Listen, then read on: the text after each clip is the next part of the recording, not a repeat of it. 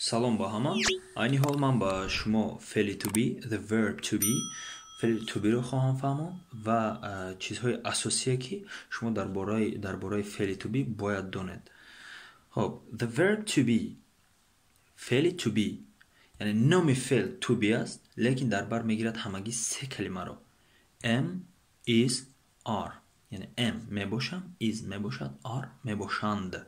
این شکلی جمع، شکلی شخص دوم و سوم و شکلی شخص یکم، شخص یکم ام. خب اینها به سه زمان تقسیم میشوند: زمان حاضره، زمان آینده و زمان گذشته.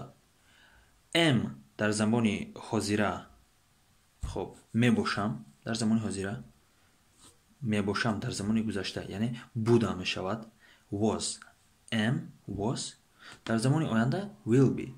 مثال من دانشجو میباشم. اگر شما عین حال دانشجو هستید یعنی زمان حاضره رو استفاده میبرید I am a student. اگر زمان گذشته باشد من دانشجو بودم، کلمه بودم was، I was a student.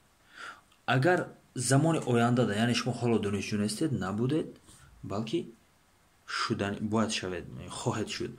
مثال I will be a student. من دانشجو خواهم شد. یعنی در سه زمان چگونه استفاده میبریم؟ این چنین خب حاضر ما am رو استفاده بردیم، یعنی am در زمان حاضر I am a student، در زمان گذشته was I was a student، در زمان آینده I will be. یعنی در زمان گذشته و آینده was گذشته، will be آینده. خب اکنون شکل استفاده برای فعل to be در شخص دوم و سوم. شخص دوم و سوم یعنی کی رو در نظر دارد؟ غیر از من، یعنی تو، او، وی، انور، احمد، مثال پدری من، دیگر. مثال my friend جورای من. این علاقه شخص یکم نیست، یعنی به شخص دوم سوم دخالت دارد. غیر از I دیگرها همه شخص دوم سوم داخل میشن.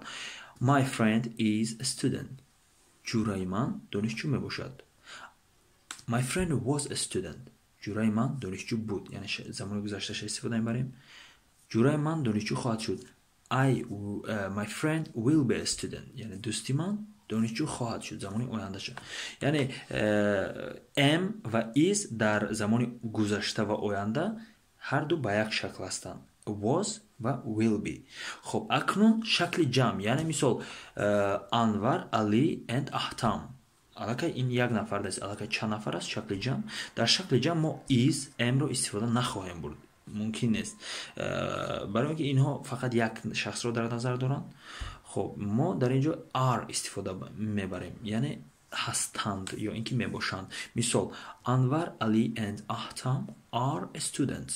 انور، علی و احتام دانشجو میباشند، یعنی دانشجو میباشند. خب در زمان گذشته باشد ما کلمه was نه بلکه were استفاده میبریم، چون که اینجا شکل جمع رو در نظر دارد. انور، علی and احتام were students. خب انور، علی و احتام دانشجو بودند، یعنی چند نفر رو در نظر دارد. یا اینکه they آنها یعنی چند نفر رو در نظر دارد، یک نفر رو نه. آنها دانشجو بودند. they were students. آنها دانشجو بودند. خب این چنین در زمان آینده باشد. خب در زمان آینده گفتن اونم که هر سه شخص یکسان است، یعنی will be هم در شخص یکم، will be در شخص دوم و will be در شکل جمع، در همش will be استفاده برده میشود. یعنی انور، علی and احتام will be students. انور، علی و احتام دانشجو خواهند شد.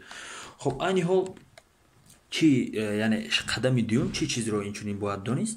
خب فعل ها خب با یعنی تقسیم میشوند با، اگر استفاده بریم، با شکل تصدیقی، با شکل انکاری و با شکل سوالی. یعنی تصدیق کردن چی معنا دارد؟ یعنی گفتن. مثلا من دانشجو میباشم، من تصدیق کرده ایستادم که دانشجو میباشم.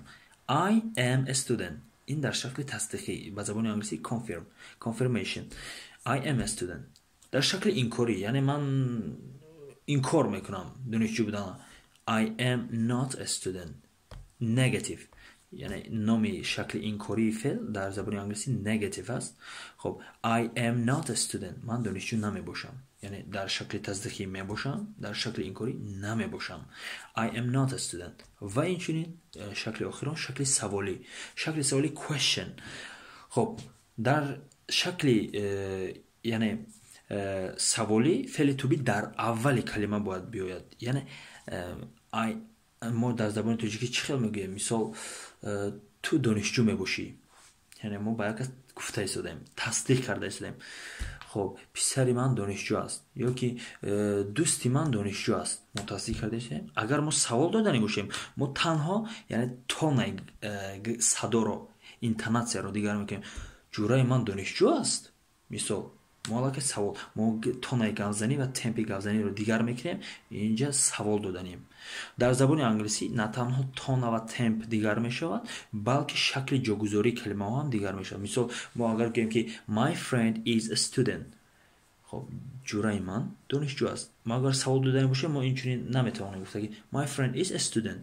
خب این البته خطا است. در وقت سوال دادن باید که فعل تو بی در اولی کلمه باید is، یعنی در اینجا فعل تو بی کدام است؟ my friend is a student is، یعنی is رو در اولی کلمه میمونیم. is my friend a student، دوستی من دانشجو می باشد. یعنی همچنین در دیگر همه حالت ها اگر شما سوال داده باشید شکل سوال ده فعل تو بی حتما باید در اولی کلمه بیاید.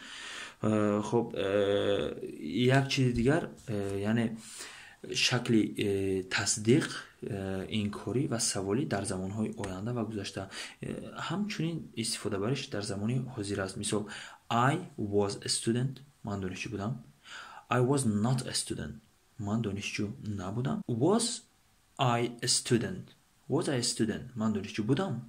یعنی شکل تصدیقش I was a student، من دانشجو بودم. شکل اینکاریش I was not a student، من دانشجو نبودم. شکل سوالش was I a student، من دانشجو بودم.